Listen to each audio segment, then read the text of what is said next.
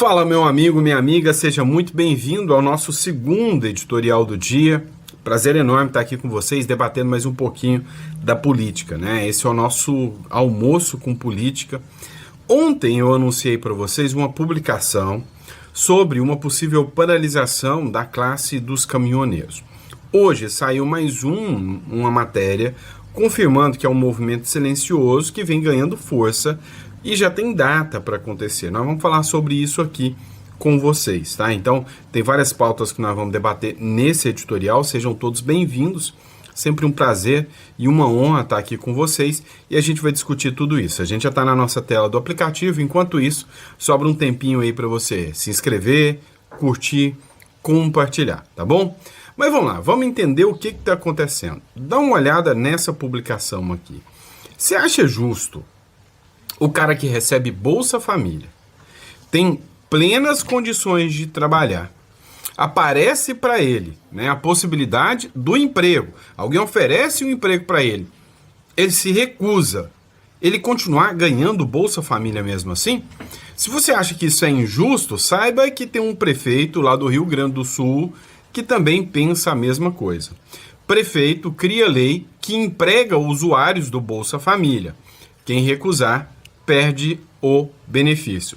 O prefeito Bento Gonçalves, cidade muito bonita do Rio Grande do Sul, Diogo Segabinazzi Siqueira, sancionou a Lei 7126 de 2025, que incentiva a inserção de beneficiários do Bolsa Família no mercado formal, com suporte para empregabilidade e aplicação de penalidades em caso de recusa.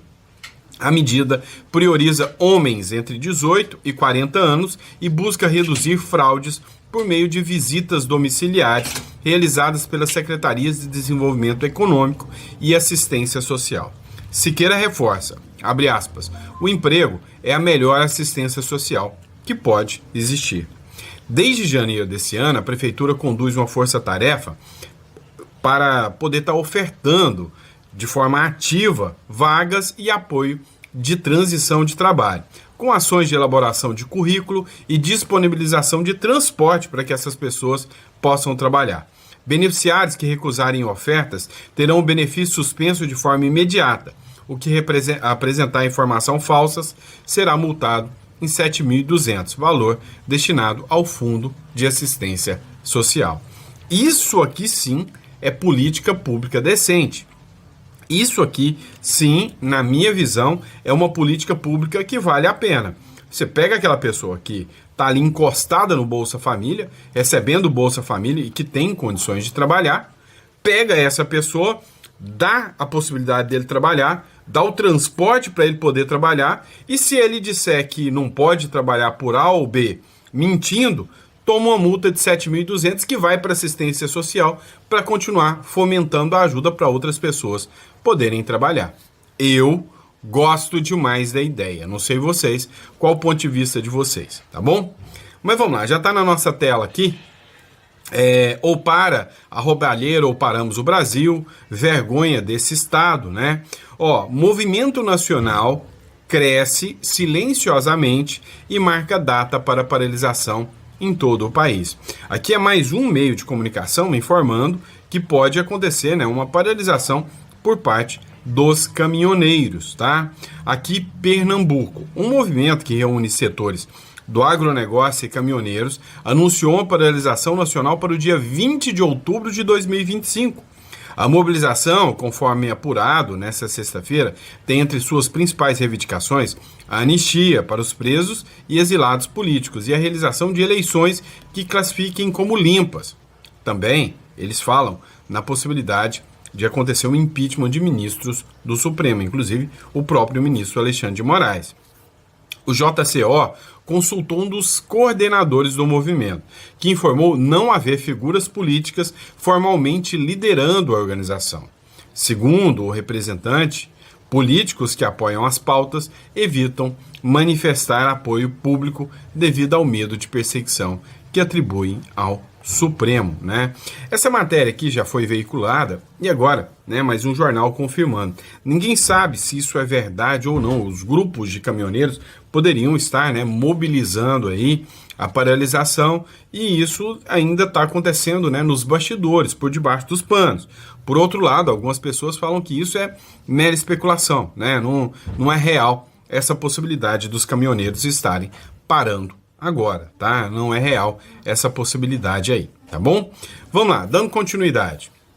Olha só, regras aprovadas por Barroso levaram o julgamento de Bolsonaro à primeira turma do STF. Se tem uma das coisas que eu questiono há muito tempo aqui com vocês, sem sombra de dúvidas, é a questão da competência, pessoal. A incompetência do STF é notória. Eu não estou falando do sentido conhecido da palavra, de que eles são incompetentes. Pelo contrário, eles são competentes até demais em perseguir o Bolsonaro.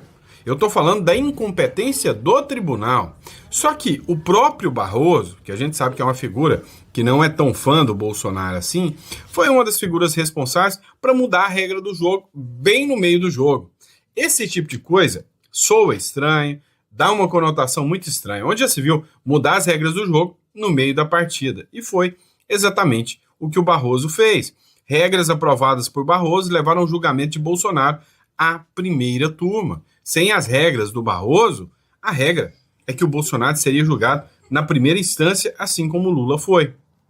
Alterações no regimento interno do STF, propostas pelo Barroso, transferiram para a primeira turma da Corte a competência para julgar ações penais de autoridades com foro privilegiado, como Jair Bolsonaro. A mudança, aprovada em 7 de dezembro de 2023 pela Emenda Regimental 59, tem impacto direto no julgamento dos envolvidos na tentativa de golpe de Estado. A medida busca agilizar os processos, antes concentrados no plenário. A nova configuração coloca ministros como Alexandre de Moraes e Flávio Dino à frente desses casos. Ou seja, é a partir, né, da atuação do próprio Barroso é que, né, o ministro, né, colocou aí o Bolsonaro para ser julgado, né, na primeira turma. Mas ainda falando sobre o Barroso está meio, vamos dizer, meio receioso, né, sobre as sanções. É o que mais sentiu o impacto das sanções do Donald Trump, é o que mais levou pancada, né? Ele que tinha uma offshore lá nos Estados Unidos, com só um apartamento avaliado em milhões de reais, né? O Barroso espera agora o recuo das sanções dos Estados Unidos após o fim do processo contra o Bolsonaro. Então, o sonho dele é que as sanções se acabem. O presidente do Supremo Tribunal Federal, Luiz Roberto Barroso, disse na sexta-feira, que espera que as sanções dos Estados Unidos contra ministros da Corte retrocedam após a conclusão do processo contra o ex-presidente Jair Bolsonaro.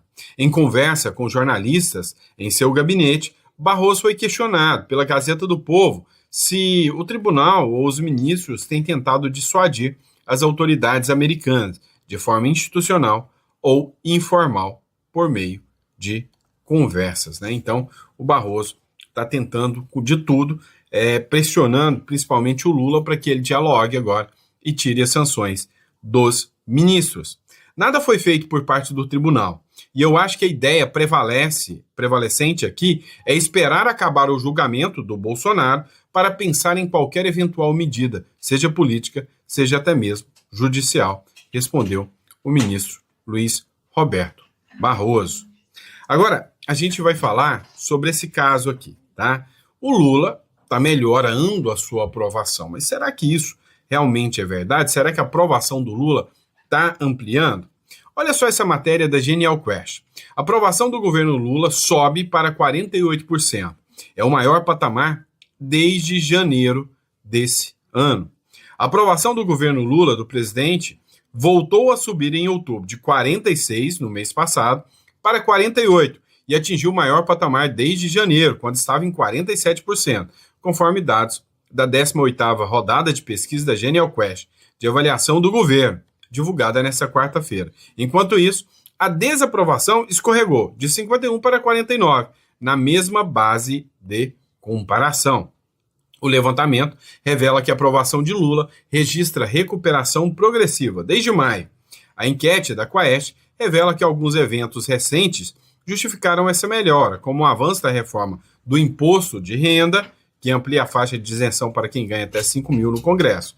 A proposta, uma promessa de campanha de Lula, é aprovada por ampla maioria dos entrevistados, pois 79% se manifestaram a favor do benefício, percentual acima do registrado em setembro, que era 75%. Ou seja, o Lula está surfando, né, em medidas populistas. Ele está utilizando agora todas as medidas populistas que ele puder fazer. Está correndo no Congresso uma PEC que vai aumentar, assim, 300 impostos para...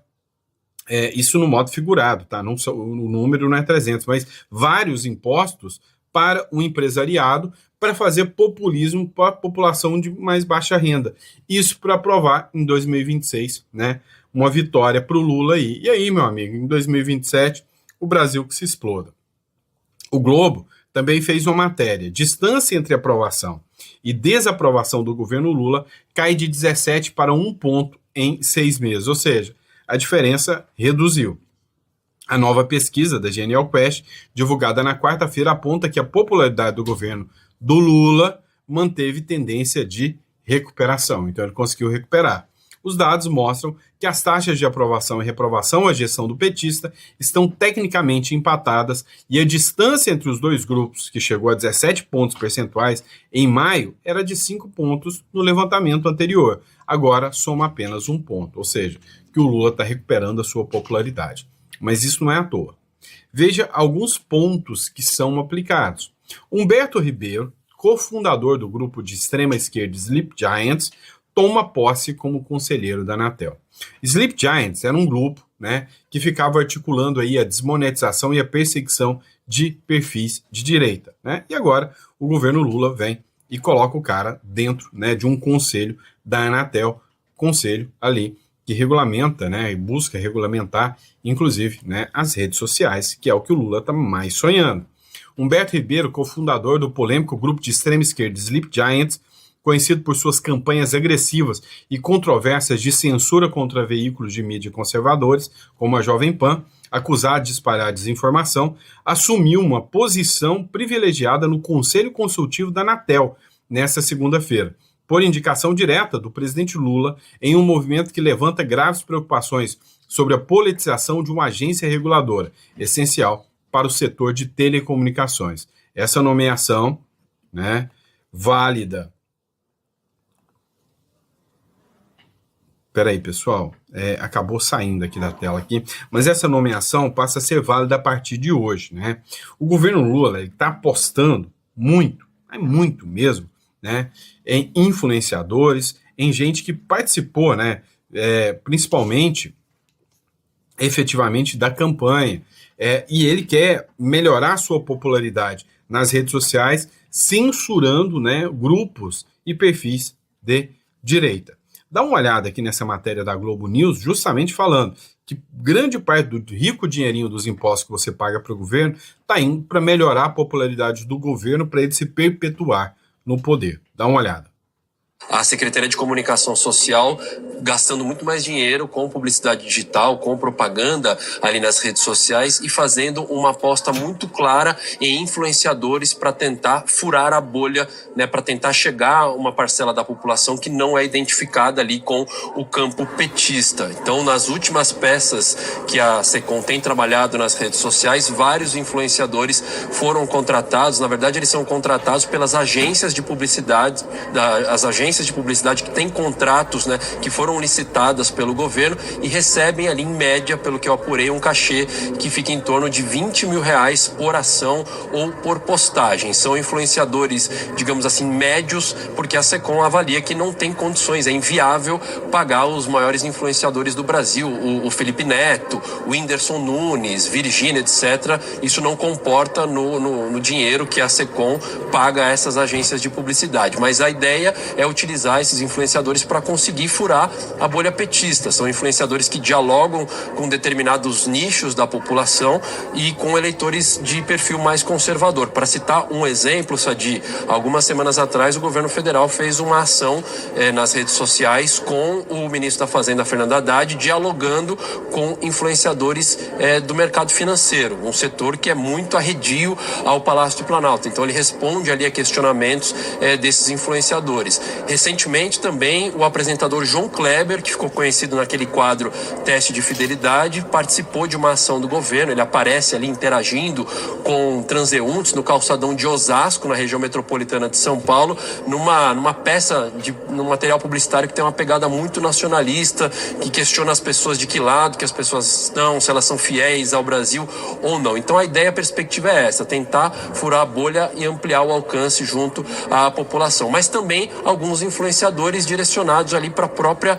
base petista. Um exemplo é a professora Laura Sabino, que é assumidamente de esquerda, inclusive fala que é comunista, e aí a ideia é engajar, é mobilizar a própria base petista. E a Juliana Braga fez um levantamento junto à Secretaria de Comunicação Social e olha só, Sadi, na internet houve um aumento de 110% dos gastos do governo em 2025. 69 milhões o governo gastou até agora, contra 33 milhões no ano passado, no mesmo período. E houve uma redução da verba usada na televisão, de 56% do total, para 46%.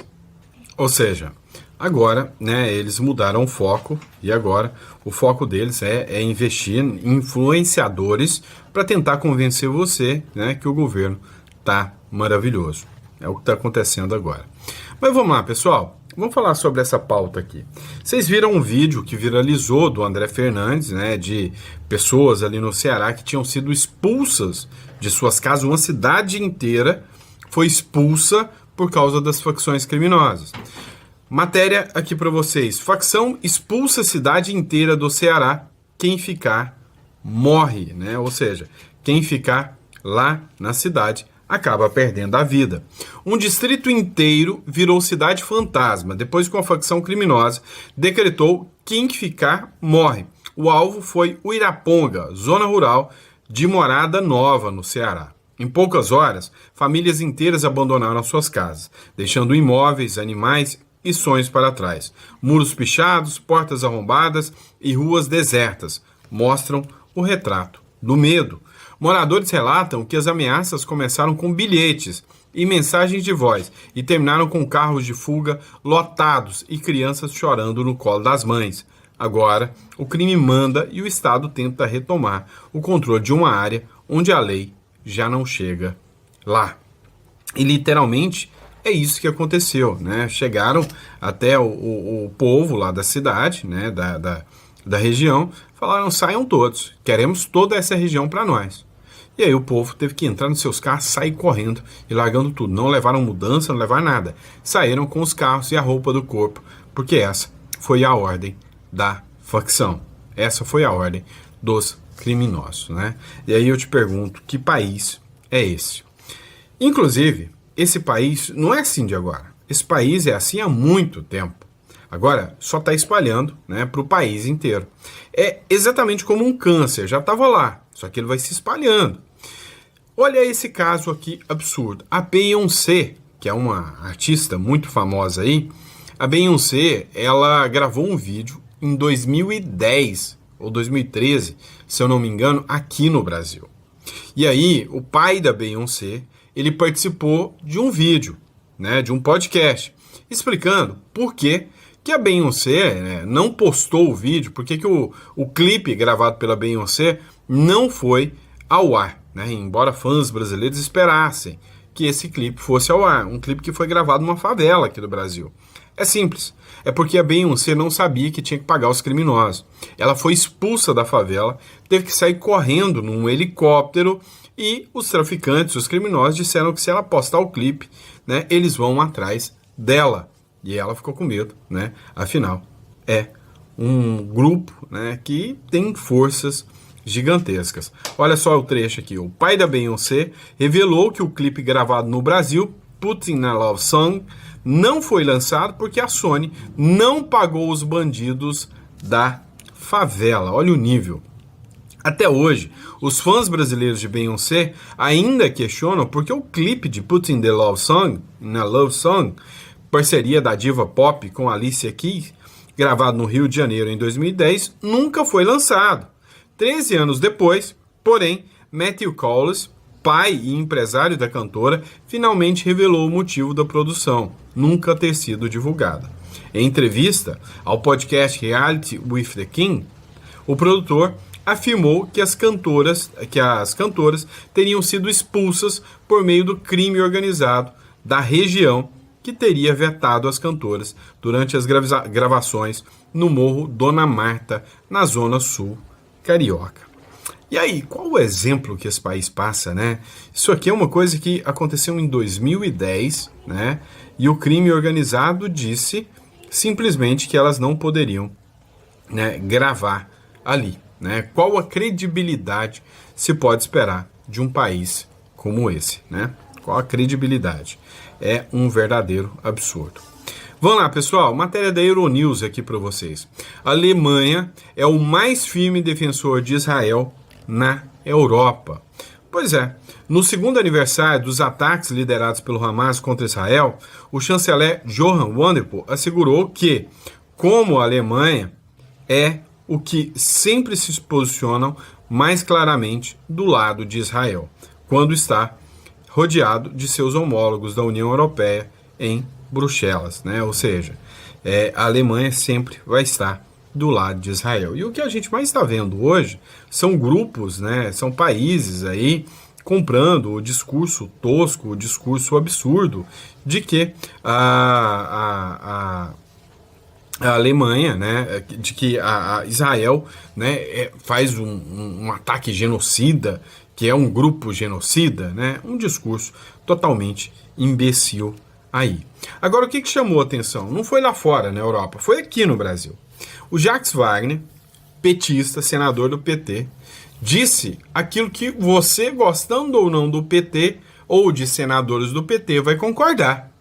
O Jacques Wagner disse que o Hamas tem que ser exterminado. E eu apoio essa fala do petista. O senador do PT, que é judeu, disse ser necessário não confundir o Estado de Israel com o governo do primeiro-ministro Benjamin Netanyahu. O senador Jacques Wagner defendeu nesta terça-feira que o grupo Hamas deve ser exterminado. Ele deu a declaração durante a sessão solene do Senado em homenagem às vítimas dos ataques de 7 de outubro de 2023 em Israel. O presidente da Casa Alta, Davi Alcolumbre, do União Brasil, que é judeu, não participou. O filho de Joseph Wagner e Sipa Perla Wagner, imigrantes judeus poloneses, Jacques é judeu.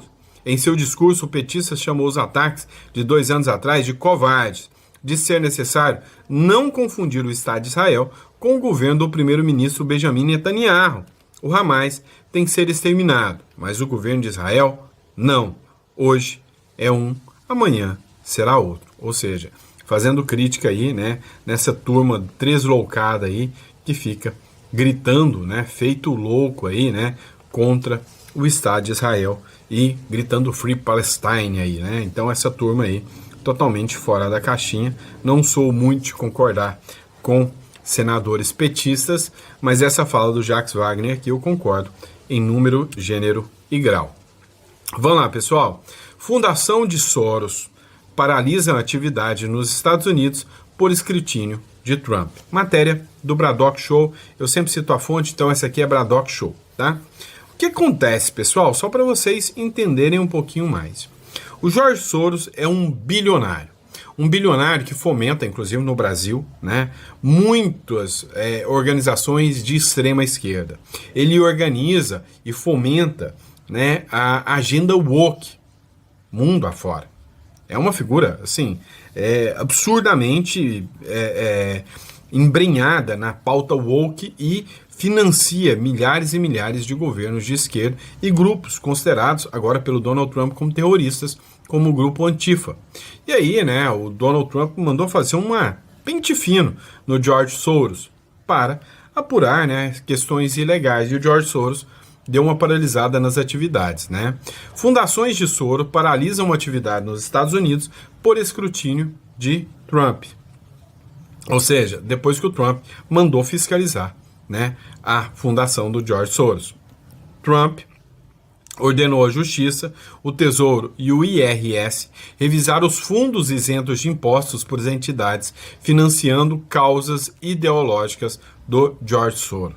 Um memorando do Donald Trump menciona expressamente Soros como alvo de investigação sobre o financiamento político, ou seja, que o George Soros financia politicamente a esquerda, inclusive dentro dos Estados Unidos e vários outros países.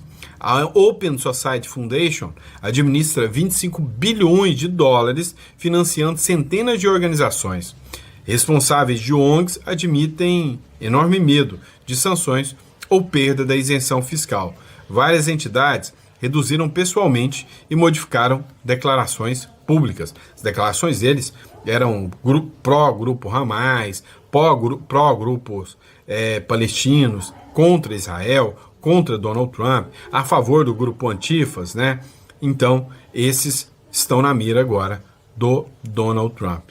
A Fundação MacArthur e Ford ofereceram um respaldo legal a parceiros afetados pela investigação. Ou seja, essas duas fundações disseram que vão dar apoio jurídico para se defender, né, das investidas do Donald Trump. Vamos lá, pessoal. Há uma epidemia do crime organizado e que está chegando em todos os lugares. Inclusive, você já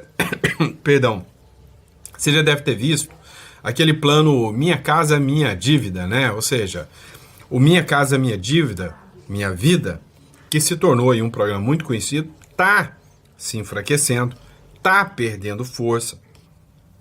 Inclusive, agora, né, o FGTS brasileiro pode entrar em colapso, o que vai afetar e muito, né, impactar em muito a questão do Minha Casa Minha Vida. Mas, segundo o Jader Filho, né, o crime organizado está tomando conta também do programa Minha Casa Minha Vida. O ministro das Cidades, o Jader Filho, anunciou nesta terça-feira que vai solicitar o apoio do Ministério da Justiça e da Polícia Federal para combater a ocupação de facções criminosas em residenciais do programa Minha Casa Minha Vida. Ele simplesmente está acusando o seguinte, ele está dizendo, né, que esses grupos, depois que as pessoas assumem as casas, eles chegam, mandam as pessoas saírem e ocupam as casas através desses grupos criminosos, né? O Estado do Brasil, hoje, já não sei mais para que você paga imposto, né? Era mais fácil pagar pedágio para o crime organizado, porque o crime organizado está muito mais presente do que o próprio Estado, né? O Paulo Souza, comediante, e eu recomendo muito o canal dele, porque o cara é comediante de verdade, né? E crítico. Ele fez uma crítica aqui, né? Sobre sindicatos dos professores, que resolveram fazer uma comemoração um tanto quanto fora do contexto aí. Dá uma olhada no que ele disse aqui. Não existe doutrinação escolar não, Paulo. Para com isso. O Sindicato dos Professores da Rede Estadual de São Paulo está celebrando hoje uma homenagem ao ataque de 7 de outubro, lá em Israel. Tá, Paulo, é uma homenagem às vítimas do ataque, né, Paulo? As pessoas completamente inocentes que foram assassinadas brutalmente. Negativo. É uma homenagem aos terroristas, aos assassinos. Então vocês acham que o Sindicato dos Professores, que não tem pudor nenhum em homenagear publicamente terroristas na escola com seu filho, entre 4 paredes onde ninguém tá vendo, eles são imparciais, eles não têm viés político algum? Com certeza. E o Lula não mente, a Erika Hilton é mulher e não tem censura também no Brasil. Vai confiando, meu amiguinho. Cara, eu não duvido que daqui a algum tempo, no 11 de setembro, das Torres Gêmeas, essa gente vai começar a homenagear Osama Bin Laden. Pois é. É bem esse nível, né? As pessoas que se dizem aí, né? O governo do amor, né? Mas vamos lá, pessoal. Recadinho rápido para vocês aqui, ó. Você que está nos acompanhando aí, entre em contato com a Imigra Mais, tá? Para conhecer o Uruguai, realmente um país que vale a pena. O telefone está aí na tela para vocês, 16 99321 0648, tá? O Uruguai é um país que literalmente, né, abre as portas para quem quer empreender. toda a renda estrangeira, você não paga, né, imposto sobre a renda estrangeira. Você está vendo quanto o empresário está sendo sangrado, né, por todo o regime aqui no Brasil. E aí, uma ótima oportunidade é você abrir uma conta bancária em dólar lá no Uruguai, conseguir receitas, principalmente para você que recebe receitas, né, estrangeira, online. Isso é um mecanismo maravilhoso para você poder estar aplicando, né, a seu favor. Sem contar da garantia, né? Para pensar o seguinte, meu amigo. Olha só, você, né, que está hoje no Brasil, você não tem garantia jurídica nenhuma, de nada. O seu dinheiro vai estar todo controlado pelo governo, os impostos já vão ser descontados antes, e o seu dinheiro vai virar o Drex. Você nem sabe se no futuro você vai poder ou não comprar o dólar. Então, é importante você ter uma conta em dólar. Entre em contato com a nossa equipe vai estar aí para te ajudar. Combinado? Muito obrigado pela confiança, pela credibilidade. É sempre um prazer poder estar aqui com vocês. Que Deus te dê uma mesa farta, repleta de bênçãos para você, para toda a sua família, e eu te vejo no próximo editorial.